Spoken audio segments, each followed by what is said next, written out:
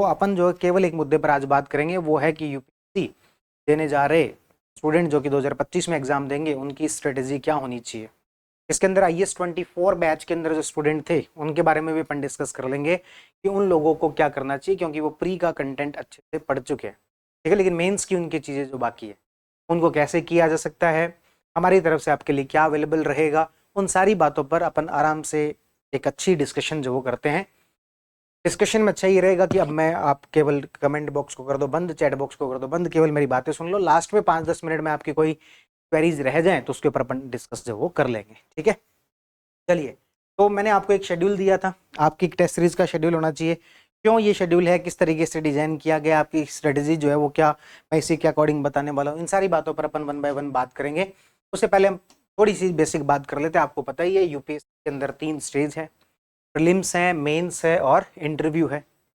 Prelims के अंदर जो वो एक तो आपके जीएस वाला पोर्शन यानी कि जो 6 कोर सब्जेक्ट हैं वो आते हैं, और एक आपके सी सेट आता है। सी सेट के अंदर मैथ्स और रीजनिंग और एक आपके कॉम्प्रिहेंसिव पूछे जाते हैं। सी सेट इस बार जो तुलनात्मक रूप से आसान ही आया था, कोई ज़्यादा मुश्किल नहीं था। पिछली बार बहुत ज़्यादा मुश्किल, तो जिस किसी को भी मैथ्स और रीजनिंग में से एक सब्जेक्ट अच्छा आता है वो सी सेट क्लियर कर सकता है इजीली, कोई बड़ी बात नहीं है, ठीक है। पर जिसको दोनों ही सब्जेक्ट में दिक्कत आ रही है वो किसी भी सोर्स से जो आपको ठीक लगे, आज के समय में दुनिया भर के रिसोर्सेज आपके पास अवेलेबल है। आप एक तो ये चीज से बाहर आइए कि कोई हमें एक एग्जैक्ट बता दे तो हम फिर ही उसको पढ़ पाएंगे। आप अपना दिमाग थोड़ा सा लगाओ, यूट्यूब पर जाओ और देखो कि किसने मैथ्स रीजनिंग की क्लासेस अपलोड कर रखी है, किसके ऊपर लाइक्स अच्छे हैं। केवल व्यूज नहीं, आप उसमें लाइक्स देखो, उसके अकॉर्डिंग जो एक अच्छा सा आपको, और फिर उसके बाद में आधे घंटे की वीडियो देख लो, आपको जिसके साथ फ्रीक्वेंसी मैच होती लग रही है उसका पूरा जो कोर्स एक साथ जहां पर मिल जाए यूट्यूब पर या फिर जहां पर भी मिल जाए उसको जो वो देख लो। और एक बार पूरा कर लिया, ज़्यादा नहीं होती मैथ्स, 40-50 घंटे की क्लासेस होती, रीजनिंग की भी इतनी होती, 30-40 घंटे की क्लासेस होती। तो सी सेट में आपको बड़ी दिक्कत नहीं आएगी। आज मैं मेन बात मेंस पर करूंगा, बाकी आपको पूरा प्लान जो है मैं यहाँ पर बताने की कोशिश करूँ। सबसे पहली बात तो आपको ये पता होना चाहिए कि इसमें कुछ की क्वालिटीज आपकी तैयारी के अंदर होनी चाहिए। पहले तो वो आप अपने अंदर थोड़ा सा चेक कर लो, क्या आपको वाकई में यूपीएससी की जो तैयारी है उसे करना चाहिए या फिर अभी वापस आरएस पर लगना चाहिए। इसके लिए कुछ एक की क्वालिटीज अपने अंदर सबसे पहले चेक कर लो कि आपको अगले यदि यूपीएससी का एग्जाम देना है जो कि मई 22 मई को है 2025 के अंदर, उसके लिए आपको हार्ड वर्किंग होना पड़ेगा, लगातार मेहनत करनी पड़ेगी। 8-9 घंटे का लगभग आपका एक एवरेज शेड्यूल होना चाहिए। यहाँ पर जब अपन हार्ड वर्किंग की बात करते हैं तो 15-16 घंटे की बात नहीं कर रहे, लेकिन आपका 8 घंटे का एक शेड्यूल जो होना चाहिए, और वीक में आपको कम से कम 6 दिन तो ढंग से पढ़ना चाहिए। 7 दिन अच्छे जाएंगे, महीने में 30 के 30 दिन अच्छे जाएंगे, ऐसा कभी भी नहीं होता है। महीने में यदि आप 24-25 दिन अच्छे से पढ़ाई कर रहे हो या फिर कहीं हफ्ते में 6 दिन अच्छे से पढ़ाई कर रहे हो तो सफिशियंट है। और यदि आप 8 से 10 घंटे की एवरेज अपन 8 घंटे की लगा लेते हैं यदि पढ़ाई कर रहे हो तो आपकी वीक में लगभग 48 घंटे की पढ़ाई तो देखो होनी।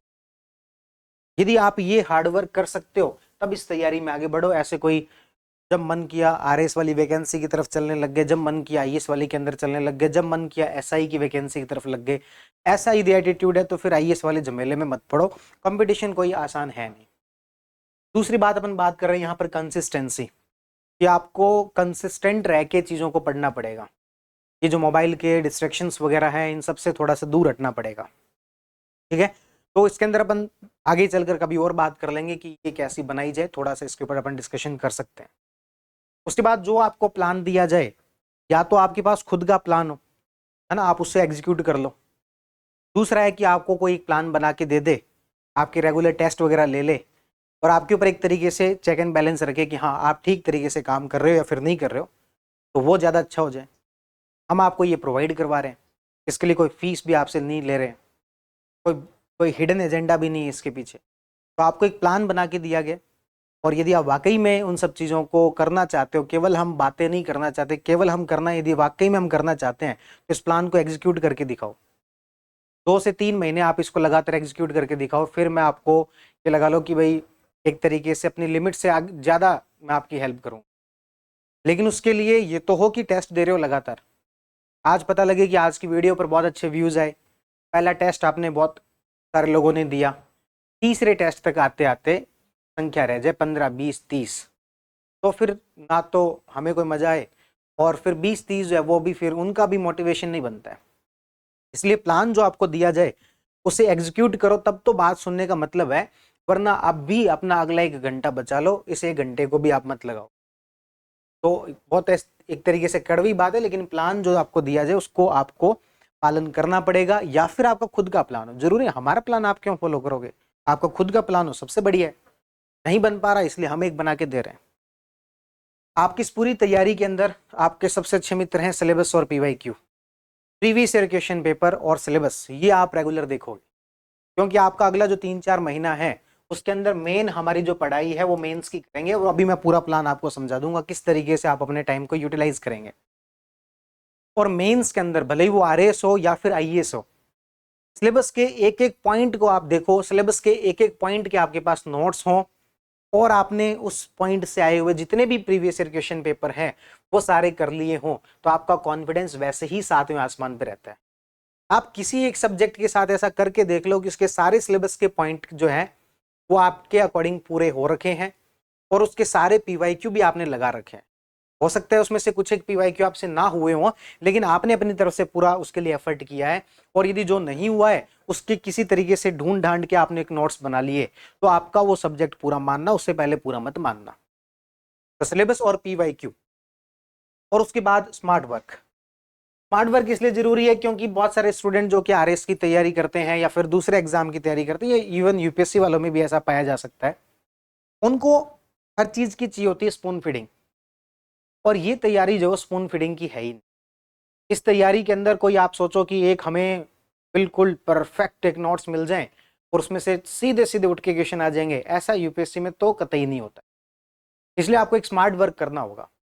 मैं भी यदि आपको कुछ नोट्स प्रोवाइड करवा रहा हूँ, इंटरनल सिक्योरिटी की नोट्स प्रोवाइड करवा रहा हूँ, सोसाइटी की नोट्स प्रोवाइड करवा रहा हूँ, वो कोई परफेक्ट नोट्स नहीं होते।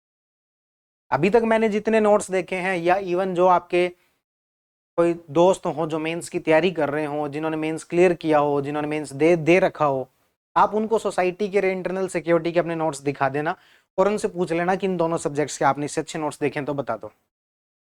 उनसे अच्छे नोट्स मैं कह रहा हूँ कि आपको जो अभी तक के मार्केट में इन 2 सब्जेक्ट्स के देखने को नहीं मिलेंगे, लेकिन परफेक्ट नहीं है वो, उसके अंदर वैल्यू एडिशन की अभी भी एक तरीके से गुंजाइश है।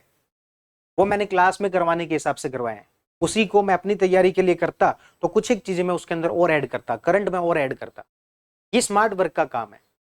ये हम ये नहीं कह सकते कि हमने जो काम कर लिया वो एकदम परफेक्ट है, उसके अंदर गुंजाइश रहती है, और इसके लिए कहीं इधर उधर भागने दौड़ने की बजाय कोई हमें करके दे दे, ये करने की बजाय गूगल का सहारा लो। गूगल पर, चैट जीपीटी पर आजकल इतनी सारी चीजें मिलती है, उनका यूज करते हुए थोड़ा अपनी नोट्स को, थोड़ा अपनी पढ़ाई को एनरिच करना, उसको अपडेट करना, ये आपका काम रहेगा। स्पून फीडिंग इस तैयारी के अंदर बिल्कुल भी नहीं चल सकती। इवन अब तो आरएस भी ऐसा हो गया, आरएस के अंदर भी आपको स्किल्स सीखनी जरूरी हो गई है, अदरवाइज उसमें भी आजकल अब काम चलेगा नहीं। उसका ट्रेंड भी लगातार जो बदल रहा है, अभी तक मेंस का ट्रेंड बदला है, हो सकता है प्री का ट्रेंड भी बदल जाए, कोई बहुत बड़ी बात नहीं है।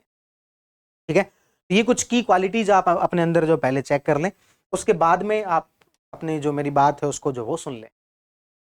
अब मैं स्टूडेंट्स को 3 तरीकों में, 3 भागों के अंदर कैटेगराइज कर रहा हूं।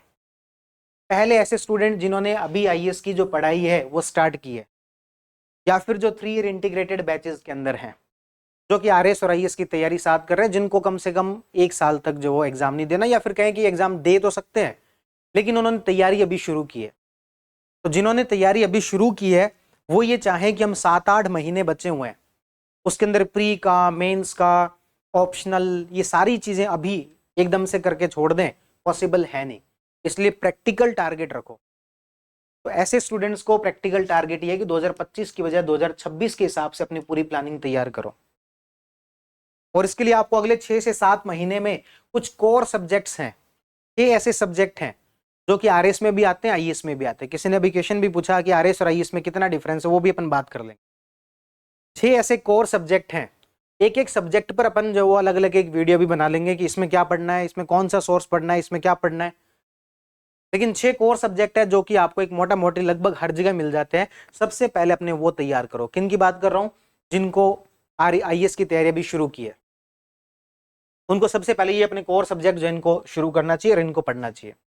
तो एक बार अपनी आज की पूरी डिस्कशन में इन स्टूडेंट्स को अपन जो मोटा मोटी कहें तो शामिल नहीं कर रहे, क्योंकि इनका एक बेसिक काम, अभी सबसे बेसिक काम इनका बाकी है, और वो है 6 कोर सब्जेक्ट्स को पढ़ना।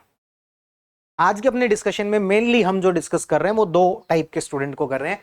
पहला, जिनका आईएएस का फाउंडेशन बैच जो है कहीं से भी कोचिंग की हो, ऑलमोस्ट उनका जो कंप्लीट हो गया, एक मोटा मोटी उन्होंने पूरे सिलेबस की रूपरेखा, कोर सब्जेक्ट्स पढ़ लिए हैं, या फिर आईएएस 24 बैच वाले जो स्टूडेंट हैं जिन्होंने जो कोर सब्जेक्ट्स वगैरह हैं वो अच्छे से कर रखे हैं, आरएस में भी कर लिए, उसके बाद आईएएस में भी कर लिए, जो प्री के सिलेबस में डिफरेंस था वो भी कर लिया। तो एक तो हम उनकी बात कर रहे हैं। दूसरा, जो भी आरएस का मेंस दे के आ चुके हैं, अभी जो कुछ समय पहले आरएस का मेंस दिया पिछले महीने ही, तो उनके भी ये कोर सब्जेक्ट्स कंप्लीट है। तो ओवरऑल अपन 3 की बजाय मैं सही मायने में कहूं तो हमने इसको 2 ही कैटेगरी में बांटा है, एक जिनका कोर सब्जेक्ट्स हो चुके हैं, एक जिनके कोर सब्जेक्ट्स जो अभी बाकी हैं। ठीक है, तो अपन जो है इन 2 पर अपन बात कर रहे हैं। यदि आप आरएस का मेंस दे चुके हो तो अब आपको यदि आईएएस की तैयारी करनी है तो फिर आपके लिए आज की, लेकिन आपके मन में भी एक द्वंद्व तो चल ही रहा है, वो ये है कि क्या वाकई में हमें आईएएस की तैयारी करनी चाहिए या फिर हम वापस से आरएस पर लग जाएं। तो ये तो देखो, इस प्रश्न का जवाब तो आप ही के पास है, क्योंकि आप ही अच्छे से जानते हो कि आपकी आरएस की तैयारी, आरएस के पेपर कैसे हुए हैं, आपकी इंटरनल स्ट्रेंथ क्या है, क्या आप वाकई में आईएएस वाला जो चीजें हैं उसको कंप्लीट कर सकते हो, क्या आपके अंदर कॉन्फिडेंस है या नहीं है। कोई बहुत बड़ी बात नहीं है, लेकिन बात अंदर के कॉन्फिडेंस की है। तो ये जो कॉल है वो आपको लेनी है कि आपको आईएएस की तैयारी की तरफ जाना है या फिर आरएस का सुधार जो है, जो पिछली गलतियां रह गई, जो हम आरएस में जैसा चाहते थे वैसा नहीं कर पाए, वो करना है। इन दोनों में से एक काम कौन सा करना है, वो कॉल आपको लेनी है। कुछ एक पैरामीटर मैं बता देता हूँ, है ना, ताकि आपको कॉल लेने में थोड़ा सा एक आसानी हो। बाकी आपको फाइनल डिसीजन आप ही को लेना है, कोई आपके लिए दूसरा डिसीजन ले नहीं सकता। यदि आपको लगता है कि आपके आरएस मेंस में उतनी अच्छी तैयारी नहीं हो पाई थी, पेपर कैसे हो उसको छोड़ो, आपकी तैयारी में ही आपको लगता है कि कमी रह गई थी और एक और अटेम्प्ट मुझे आरएस का अच्छे से दे लेना चाहिए, तो फिर आप जो इसे एक बार नए पूरे इसके अंदर मत पड़ो। क्योंकि आरएस की वैकेंसी जैसी सुनने में आ रही, मुझे कोई नहीं पता, लेकिन जैसा सुनने में आ रहा है कि आरएस की वैकेंसी भी जल्दी आ सकती है, तो कहीं आप 2 नावों पर सवार ना हो जाएं कि हम आरएस की भी तैयारी कर रहे हैं, आईएएस की तैयारी कर रहे हैं, एक्चुअल में कुछ नहीं कर पा रहे।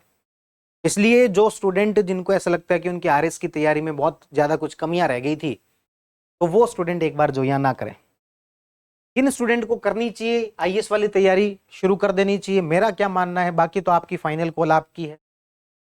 ऐसे स्टूडेंट जो कि पहले आईएएस की ही तैयारी कर रहे थे, वो तो वैकेंसी आ गई थी इसलिए आरएस की तरफ आ गए, अब वापस आईएएस की तैयारी के अंदर लौटना चाहते हैं, तो इनके लिए सेफ कॉल है, इनको कर लेनी चाहिए।